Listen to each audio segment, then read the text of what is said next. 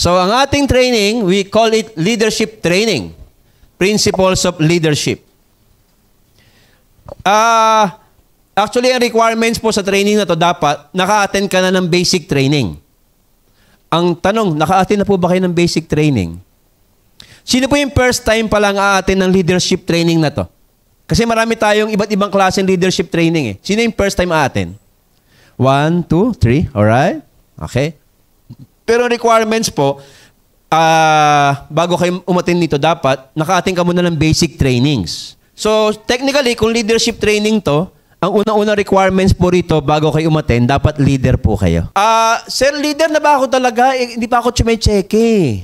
Hindi pa ako nagko-commission. Pero pag nagsisimula pa lang, okay lang, maliit commission. Before you can lead other people, you must be a follower first. Tama? Kaya-google natin, the ability of an individual or group of people to influence and guide followers or members of an organization, society, or team. From the word leadership, ano ba yung root word ng leadership? Sabi na iba, sheep. Ang root word ng leadership, kasi yung leadership itself, ito yung act. Pero pinaka-root word dyan, leader. Ito, again, repeat after me. I am a leader. I am a leader. I will believe, not doubt. I will believe, not doubt. I will build and create. I will build and create. I will learn and teach. I will learn and teach. I will lead by example. I will lead by example. I am a force for good. I am a force for good. I am the master of my emotions. I am the master of my emotions. Defy the odds. Defy the odds. Set a new standard. Set a new standard. Step up. Step up. Step up. Step up. Step up. Step up. Hindi po ako galit. Pero yun po yung leader's incantation na dapat everyday, we need to recite. Ba't kailangan i-recite? Kasi kailangan tanggapin ng kaisipan mo na leader ka. At kailangan mo yung leadership na yan para makuha tong pangarap mo. Pag leadership training po, kung naniniwala kang leader ka, it is a must. Dapat yung leader mo, left and right mo, nandito with you. Sir, ako pala mag-isa. Okay lang kung ikaw mag-isa. Pero 1 taon ka na, 2 taon, ikaw pa rin mag-isa. Ha? Tapos gusto mong yumaman. Nahihibang ka yata. Ang negosyo natin, pagpaparami. And I'll be honest with you, kung 1 year, meron kasi talaga naman tao na 1 year na ginagawa talaga niya yung part niya, umaten ng training, nag-i-invite, talagang di pa lang makatsyempo eh. Talagang di pa lang makabunot ng tamang tao eh. Pero yung 1 year ka na, wala kang invite, atin ka lang ng attend ng training, good news. Miguel, tatalino ka lang pero hindi ka yayaman. Kailangan may dinadala kang tao eh. Kasi sino ililid mo? Leader ka, wala ka nililid? Ano ba yun? Nag-gets niyo po? Siyempre, unang dapat mo i-lead as a leader, sarili mo. During those times na may trial, may dinadaanan. I'd like to be honest with you, hindi po perfect ang ating system. At hindi kayang i-perfect yan. Ang pinakamahalaga, ikaw. Kasi 95% of your success depends on you alone. 5% lang si upline. 5% lang si trainer. 5% lang ang company. Kasi ituturo lang naman namin, pero ang gagawa, ikaw pa rin. Sino mag-i-invite? Trainer o ikaw? O syempre ikaw. Di ba? Nag-gets niyo po? Actually, kanina pa sa silip ng silip. Kanina pa sa excited. Sabi ko kasi, i-intro ko lang yung leadership, pero napahaba po ako. Pasensya na kayo. Coco Martin ng Unified. Let's welcome on stage. Milim-milim palakpak para kay Upline Crispin Garcia. 7 principles of leadership. So, ibig sabihin, meron palang tamang bilang. Bakit hindi 100? Bakit hindi 1,000? Bakit 7 lang? Tama? Ibig sabihin, wala pala sa bilang, nasa pagkakaintindi kung tama ba, kulang ba, sobra ba, okay ba? Kasi bakit lahat po yan tama ang timpla. Pero bago tumama ang timpla, bago ka tumama, kailangan tamang tao ka. So, ibig sabihin, dito natin malaman, example, leader must lead. Ano ibig sabihin leader must lead? Nauuna. Nauuna. Ikaw ba yung tipong nauuna? Ikaw ba yung tipong nagmamando? O ikaw ba yung tipong nakakita ka na ba sa isang sundalo? Sa mga leader ng mga sundalo, di ba kadalasan yung totoong leader siya yung mauuna? Ang totoong leader, lagi siyang nauuna, laging number 1, at laging pinapalo yung sarili. Hindi pwede magsasabi ka lang pero wala ka sa battle. Part of a leadership, kailangan pag sinabi mong ganito ang gagawin, lahat tayo kikita ng 10,000, lahat tayo. Gusto ba kumita ng 10,000? Gusto? Yes. Per day, pwede? Pwede. Hindi pwede sabihin sa downline po ito kung ikaw mismo hindi mo pa nagagawa. Tandaan nyo, ang pinakamadali sa negosyo natin, magmando. Tama? Kaya sabi nung iba, upline, grabe ang kita mo, laki. Tandaan po natin, kaya malaki income ng mga upline, tanong nyo po kung ilang oras siya natutulog. Number 2, para mabilis. Leaders set high standard. Pag sinabing 100,000 monthly, pwede? Pwede? Pag sinabing nag-house party tayo, house party, ang sinabing guest ay 100 katao, di ba kailangan ma-hit? Tama? Meron? Kailangan? Kaso, kadalasan narinig ko sa karamihan, yung mismong leader, okay na yan. Wala tayong choice eh. Di ba nakalagay? Ano nakalagay? Set high. Ibig sabihin, mataas. Kahit kailangan mag-set ng mataas sa standard, lumalaki ang gastusin mo. Lumalaki din ang income mo. Ang standard po ba sa isip natin, malaking kita? Kaya lagi sinasabi, kailangan mataas ang standard ng isip. Pag mataas ang standard ng isip, ibig sabihin, yun ang magmomotivate sa'yo at yun ang magre-reflect sa magiging trabaho mo kasi nag-set ka ng standard. Lahat po pataas ang standard. Tama. Kaya nga may nag-hit, kaya nga pinapaliwanag kayo na nasang estado ka na ba?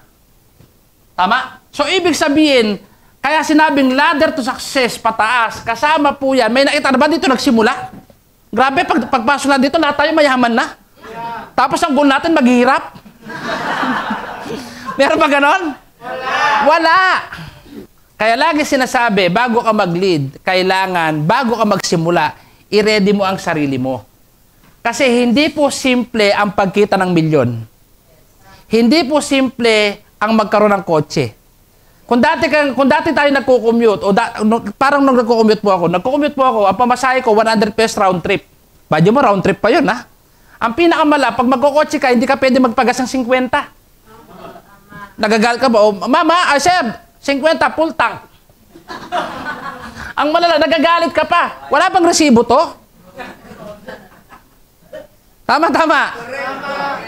Set a high standard. Ito yung sinasabi ko kayo na kung saan, marami pong leader, nandyan na, alam mo yung salitang momentum? Alam mo yung salitang momentum? Alam niyo po ba, ang pumapatay po sa momentum ay defocus. Kaya lagi sinasabi, kailangan focus ka. Maraming tao, nandyan na lahat. May downline na, may income na, may coach na. Biglang nawawala sa focus. Kaya napaka-importante bilang leader, kailangan lahat po na nakaharang, tabi. Lahat ng di makakatulong, tabi. Lahat ng mabigat, bitawan. Kasi kailangan mo mag-focus. Kasi di ba mag-set ka ng goal? Tama? Tama? Di ba ang pag-set ng goal may time frame? Time frame? Kaya yung time frame hindi na-hit kasi nadidi-focus. Magmahal ka lang kasi isa. Yung iba kasi yung pag-ibig dalawa kaya dalawa hulog. Tama? Tandaan mo, tandaan niyo po ito. Sa lahat ng dadaanan po natin at sa lahat ng kita natin na pwedeng mangyari, lahat po yan dadaan ka sa struggle. Leaders empower others. Actually, nabanggit ko na kanina yan. Lahat po ba negosyante na? Yes. Lahat po ba member? Yes. Iwasan po natin. Tandaan nyo leaders empower others. So, ibig sabihin, nagmo-motivate. Uy! Yes. Nagbibigay ng inspirasyon. Yes. Nag-e-example. Yes. Tandaan nyo po ito, kung ikaw ay nagtatrabaho, nagninegosyo, kung ikaw ay isang estudyante, kung ikaw ay isang tambay, pagpunta mo dito, automatic negosyante ka na. Huwag nyo na pong dadalhin o iwasan na po natin na dalhin lahat ng problema sa pamilya, sa trabaho, sa katrabaho, sa relasyon, iwasan na po natin. Leaders kindled passion. Actually, ang ibig po sabihin niyan, lead your group with kindness, compassion. As a leader, we need to understand, may tinatawag po lagi na law of cause and effect. Hindi, in law of cause and effect, minsan nakikita natin, ito isang tao, ito ang reaction niya, ganito siya, ito yung effect niya. Bakit may taong masungit? Bakit may taong ganito siya? Kasi if we will only extend our understanding, ito kasing epekto, kasi pinagdaanan niya to eh. Ito yung cause, kaya ito yung effect niya. Kaya minsan may mga taong, example lang, may mga taong masungit, maybe because nung bata sila, lumaki sila sa ganun eh. Na akala niya, na-embed sa isipan niya na yun yung tama na paglilid. Kasi lumaki siya na ganun. Kasi yun sila eh. Ang kaya nating i-adjust as a leader, ano po? Yung ating understanding. Yung ating acceptance sa kanila. In matter of ethics, little things matter a lot. Ako tinuruan ako sa bahay, kung di mo rin lang kaya maglinis sa bahay, huwag ka na magdagdag ng kalat. Di ba? Good manners and right conduct, hindi na kailangan ituro sa iyo ito. Wala, yes, meron tayong utility, kaya lang, sana, maging automatic sa atin, kalat mo, tapon mo. Tapat mo, linis mo. Di ba mamaya po sa barangay? Kung di mo kaya maglinis, huwag ka na magkalat. Please lang. Doon pala makikita mo na kung leader yung tao na yun o hindi. Doon pala makikita mo na yung downline mo kung may potential to o wala. Kasi ang talagang leader, nagbo-volunteer. Ang talagang leader, ino-offer yung sarili. Upline, ako na maglinis ito, upline ha. Do not get me wrong, na nagiging sip-sip, no? Na nagpapalapad ng papel, no? Pwedeng yes. Pero ang isang leader, volunteer niya yung sarili niya para gumaang ang load ng team. Always give more than expected. Nabasa ka na rin lang ng ulan, maligo ka na. Narinig niyo na yan? Yes. Nabasa ka na rin lang, maligo ka na. Ang tagal mo na sa Unified, 1 year, 2 years, 3 years. Iba may nangyari na, ikaw wala pa. O ituloy mo na yan. Bakit? Nakakaya na. Yes. Dapat may mangyari. You need to mindset this. This is your last time you're going to do it. Kaya kung mindset ko po, sa ating activities sa office, example lang, actually, example lang, na-assign ako mag-host. Ang role ko, dapat po, I will be the best host for that day. Di ba iba ginagawa ng host? Ngayon, kung ang role ko, speaker ako, ang role ko dapat, ang mindset ko dapat, I will be the best speaker for that day. Not to compete with anyone, but kasi ang aking mantra, if I am going to do this, inisip ko lagi, ito na yung last time na magagawa ko to.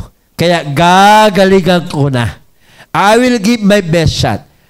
I'll be honest with you, baliwala po itong 7 principles na to kung di natin dinefine nung una yung definition ng leadership. Kasi hindi nyo ito maintindihan pag di nyo alam yung leadership itself. Tama ba? At kung di natin po diniscuss yung importance ng leadership, paano mo siya gagawin dito?